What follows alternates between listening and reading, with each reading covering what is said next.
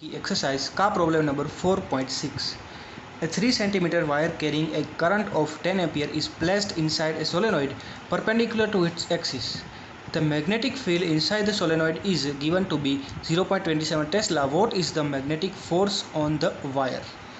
अब हमें पता है कि सोलेनॉइड के अंदर क्या होता है, उसके अंदर मैग्नेटिक फील्ड क्रिएट होता है और उसके अंदर का जो मैग्नेटिक फील्ड है उसकी वैल्यू हमें दी गई है 0.27 टेस्ला. फिर हमें क्या कहा है कि 3.0 centimetre wire carrying a current of 10 ampere is placed inside a solenoid perpendicular to the axis. अब ये सोलेनॉइड के अंदर की ये जो एक्सिस होती है, उसके बीच में ये जो एक्सिस होती है, उस एक्सिस के परपेंडिकुलर में हमने रखी है एक वायर जो कि है 3 सेंटीमीटर की. अब सोलेनॉइड के अंदर मैग्नेटिक फील्ड ऐसे होता है, तो यहाँ पर हमने ये जो वायर रखी है वो कैसे रखी है, परपेंडिकुलर टू दी एक्सिस. तो एक्सिस के परपेंडिकुलर में, यानी कि एक्सिस से उसका जो एंगल है वो कितना है 90 डिग्री. तो यहाँ पर थीटा इज इक्वल टू क्या हो जाएगा 90 डिग्री. तो अब सोलेनॉइड के अंदर मैग्नेटिक फील्ड होता है, तो उसके अंदर हम अगर वायर रखेंगे तो उस वायर के ऊपर उस मैग्नेटिक फील्ड की वजह से फोर्स लगेगा. तो हमें यहाँ पर क्या फाइंड करने के लिए कहा है, what is the magnetic force on the wire.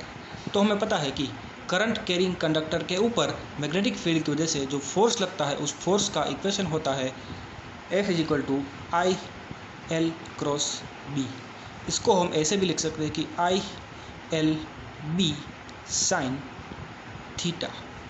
यहाँ पर I की वैल्यू हमें क्या दी गई है, 3 centimetre wire carrying a current of 10 ampere. तो I की यहाँ पर हमें वैल्यू दी गई है 10 एम्पियर.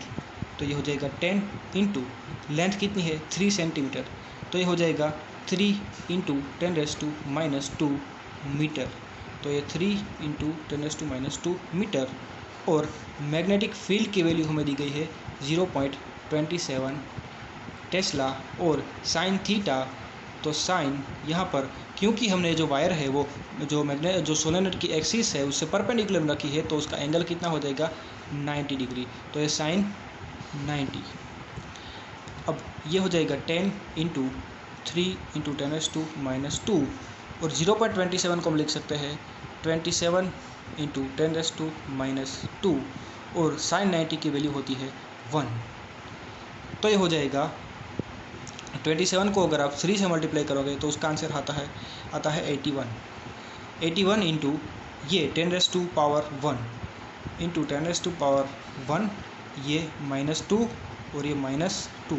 तो ये आ जाएगा 81 इंटू 10⁻⁻2 -2 प्लस 1 10⁻⁻ आएगी -3. इसको आप ऐसे भी लिख सकते हो कि 8.1 इंटू 10⁻⁻2. ये हमें क्या मिला, फोर्स. और फोर्स का जो यूनिट होता है वो क्या होता है, न्यूटन. यानी कि जो सोलेनॉइड के अंदर हम अगर किसी एक वायर को रखेंगे तो उसके ऊपर फोर्स लगेगा और उसकी जो वैल्यू है वो कितनी है 8.1 इंटू 10⁻⁻2 न्यूटन. तो ये हो गया हमारा आंसर.